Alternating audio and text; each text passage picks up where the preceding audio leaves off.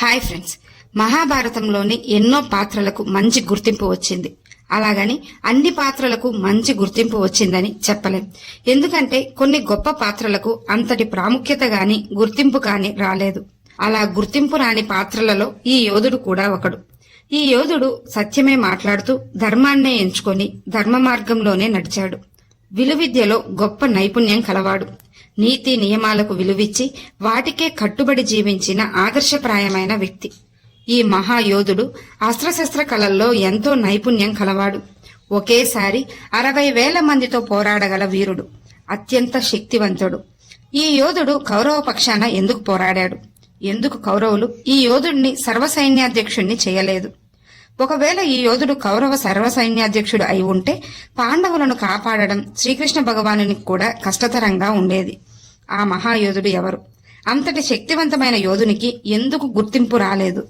ఈ యోధుడు ఇప్పటికీ జీవించే ఉన్నట్లు మన పురాణాలు చెప్తున్నాయి. ఆ యోధునికి అమరజీవిగా వరాన్ని ఎవరు ప్రసాదించారు? హస్తిన యువరాజులకు 5 తరాల వారికి ఎలా గురువయ్యాడు? ఆ తర్వాత ఏమయ్యాడు? ఇలాంటి సందేహాలన్నింటికీ సమాధానాలు ఈ వీడియోలో తెలుసుకుందాం. వీడియో చూస్తున్న వారిలో ఎవరైనా శ్రీకృష్ణుని భక్తులు ఉన్నట్లయితే తప్పకుండా జై శ్రీకృష్ణ అని కామెంట్ చేయండి. అంతకంటే ముందు ఎవరైనా మన ఛానల్ ని ఫస్ట్ టైం చూస్తుంటే ప్లీజ్ సబ్స్క్రైబ్ చేసుకోండి. అలాగే ఈ వీడియోని తప్పకుండా లైక్ చేయండి. మీ ఒక్క లైక్ మాకెంతో సపోర్ట్ నిస్తుంది. గౌతమ మహర్షికి శరద్వాన్ అనే మనవడు ఉండేవాడు. శరద్వాన్ జన్మించడమే బాణాలతో జన్మించాడు. ఆ తర్వాత శరద్వాన్ గొప్ప విలుకానిగా తయారయ్యాడు. శరద్వాన్ వేదాల అధ్యయనంతో పాటు యుద్ధ విద్యలలోనూ గొప్ప ప్రావీణ్యం సంపాదించాడు. అన్ని కళల్లోనూ అన్ని రంగాల్లోనూ ఎంతో అత్యుత్తమంగా నిలవాలని లక్ష్యంగా పెట్టుకుని తపస్సు చేయసాగాడు. శరద్వాన్ చేసే కఠినమైన తపస్సు గురించి, అతని ప్రతిభ గురించి తెలుసుకున్న ఇంద్రుడు శరద్వాన్ వల్ల తన ఇంద్ర పదవికి ముప్పు కలుగుతుందేమోనని భావిస్తాడు. వెంటనే ఇంద్రుడు శరద్వాన్ తపస్సు భంగం చేయడానికై ఒక అప్సరసను భూమిపైకి పంపుతాడు. ఆ అప్సరస పేరు జానపది. ఎంతో సౌందర్యవతి. శరద్వాన్ తపస్సు చేసుకుంటూ ఉండగా తపస్సు భంగం చేయడానికై ఏకాగ్రత కోల్పోయేలా చేయాలని శరద్వాన్ని ఎన్నో రకాలుగా ప్రలోభ పెడుతూ ఉంటుంది. కాని శరద్వాన్ మాత్రం తన ఏకాగ్రతను కోల్పోకుండా తపస్సు చేసుకుంటూ ఉంటాడు. జానపది అనే అప్సరస మాత్రం ఎన్నో విధాలుగా ప్రయత్నిస్తూ ప్రలోభ పెడుతూనే ఉంటుంది. ఒకానొక సమయంలో ఆ అప్సరస అందాలను చూసి తనను తాను నియంత్రించుకోలేకపోతాడు శరద్వాన్. ఆమెను చూసిన తన్మయత్వంలో అతని తేజస్సు అటు పక్కనే ఉన్న 2 మొక్కలపై 2 భాగాలుగా పడుతుంది. శరద్వాన్ ఆ తర్వాత అడవుల్లోకి వెళ్లి కఠినమైన తపస్సు చేసుకోసాగాడు. శరద్వాన్ తేజస్సు పడిన చోట ఒక అబ్బాయి ఒక అమ్మాయి జన్మిస్తారు. ఆ సమయంలో హస్తినాపుర రాజైన శంతనుడు అటువైపుగా వేటకై వెళ్తుంటాడు. శంతనునికి పిల్లల ఏడుపు వినిపిస్తుంది. అటువైపుకు వెళ్లి చూడగా అక్కడ అప్పుడే జన్మించిన ఒక అబ్బాయి ఒక అమ్మాయి కనపడతారు. శంతనుడు అప్పటికే గంగాదేవిని వివాహం చేసుకుని వారికి కలిగిన 7 మంది సంతానాన్ని నీటిలో వదిలేస్తున్నప్పటికీ శంతనుడు ఎదురు మాట్లాడలేక తనలో తానే కుమిలిపోయాడు. ఇక వారికి 8వ బిడ్డ జన్మించగానే గంగాదేవి నీటిలో వదిలేయడానికి వెళ్తున్న సమయంలో గంగాదేవిని అడ్డుకోగా గంగాదేవి శంతనుని కోరిక మేరకు ఆ బిడ్డను నీటిలో వదిలేయకుండా తనతో పాటు తీసుకెళ్లిపోతుంది. పెంచి పెద్ద చేసి ప్రయోజకునిగా మీకు అప్పగిస్తానని మాటిచ్చి తనతో తీసుకెళ్తుంది. అలాంటి సమయంలో ఈ పిల్లలు శంతనుడికి కనబడగానే ఎంతో సంతోషంతో వారిని హస్తినకు తీసుకువచ్చి వారికి కృప మరియు కృపి అని నామకరణం చేసి ఎంతో ప్రేమగా పెంచసాగాడు. శరద్వానికి తన దివ్య దృష్టితో తన పిల్లలు హస్తినలో జీవిస్తున్నారని తెలిసి శంతన మహారాజు వద్దకు వెళ్లి జరిగిన విషయం వివరిస్తాడు. శంతనుడి అంగీకారంతో శరద్వాన్ తన పిల్లలను తీసుకెళ్లి అస్త్రశస్త్ర కళలతో పాటు వేదాలలోనూ మంచి శిక్షణ ఇచ్చి వారిని గొప్ప ప్రావీణ్యులుగా తీర్చిదిద్ది మళ్లీ శంతనుని వద్దకు పంపిస్తాడు. శంతనుని వద్దే కృప కృపి పెరిగారు. ఆ తర్వాత శంతనుని కుమారుడైన భీష్ముడు హస్తినకు రాజయ్యాడు. ఆ సమయంలో కూడా భీష్ముడు కృప కృపిలకు గౌరవ మర్యాదలు కల్పించాడు. భీష్మునికి కృప శక్తి సామర్థ్యాలు చూసి ఆశ్చర్యపోయాడు.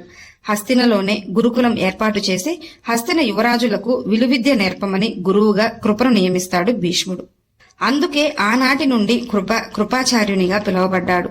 అలా కౌరవ పాండవ యువరాజులకు కృపాచార్యుడు గురువయ్యాడు. ద్రోణాచార్యుడు కృపిని వివాహం చేసుకుని వారికి అశ్వత్థామ అనే కుమారుడు జన్మిస్తాడు. ఆ తర్వాత ద్రోణాచార్యుడు పరశురాముని వద్ద ధనుర్విద్యను నేర్చుకుని గొప్ప ధనుర్ధారి అయ్యాడు. అలాగే ఖగోళ ఆయుధాల యొక్క ఉపయోగించే విధానాన్ని కూడా నేర్చుకున్నాడు. ద్రోణాచార్యుడు ఆయుధాల జ్ఞానాన్ని పొందాక కురువంశ యువరాజులకు గురువుగా ద్రోణాచార్యుడిని నియమించాడు భీష్ముడు. ద్రోణాచార్యుడు, కృపి, అశ్వత్థామలు హస్తినలోనే ఉంటూ కౌరవులకు, పాండవులకు విద్య నేర్పాడు. ద్రోణాచార్యుడు కృపాచార్యుని సహాయంతో కౌరవ పాండవులను విలువిద్యలో ఎంతో నైపుణ్యం పొందేలా శిక్షణ ఇచ్చాడు. అశ్వత్థామ కూడా వారితో పాటే శిక్షణ తీసుకుని గొప్ప విలుకాడయ్యాడు. ఎన్నో దివ్యాస్త్రాలను కూడా పొందాడు.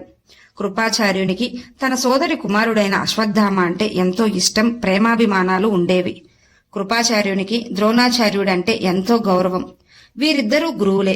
వీరికి ప్రియ శిష్యుడు అర్జునుడు. అర్జునుని సాధన చూసి కృపాచార్యుడు, ద్రోణాచార్యుడు ఎంతగానో సంతోషించేవారు.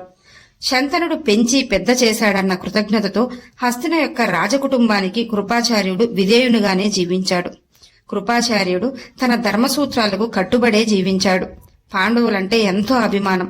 వారు ధర్మాత్ములని, వారితో యుద్ధమంత మంచిది కాదని కూడా దుర్యోధనుడికి చాలాసార్లు నచ్చజెప్పడానికి ప్రయత్నించాడు. కాని దుర్యోధనుడు ఎవరి మాటలను లెక్క చేయలేదు. దుర్యోధనుడు కృపాచార్యునికి ఏనాడు గౌరవం ఇవ్వలేదు. వారి కుటుంబ బంధువుగా కూడా కృపాచార్యునితో దుర్యోధనుడు ప్రవర్తించలేదు. కాని కృపాచార్యునికి దుర్యోధనుడిపై ఇష్టం లేకపోయినప్పటికీ హస్తిన రాజకుటుంబీకులకు విధేయునిగానే ఉంటూ ఈ కారణం చేతనే కృపాచార్యుడు కౌరవ పక్షాన నిలబడ్డాడు. కౌరవులకు, పాండవులకు మధ్య కురుక్షేత్ర యుద్ధం ప్రారంభమైంది. కృపాచార్యుడు, ద్రోణాచార్యుడు, భీష్ముడు లాంటి మహాయోధులందరికీ పాండవులంటేనే ఎక్కువ ఇష్టం ఉన్నప్పటికీ వారి యొక్క నియమాలకు కట్టుబడి కురుక్షేత్రంలో కౌరవ పక్షాన నిలబడ్డారు. కృపాచార్యుణ్ణి భీష్మ పితామహుడే ఎంతో శక్తివంతునిగా గుర్తించాడు.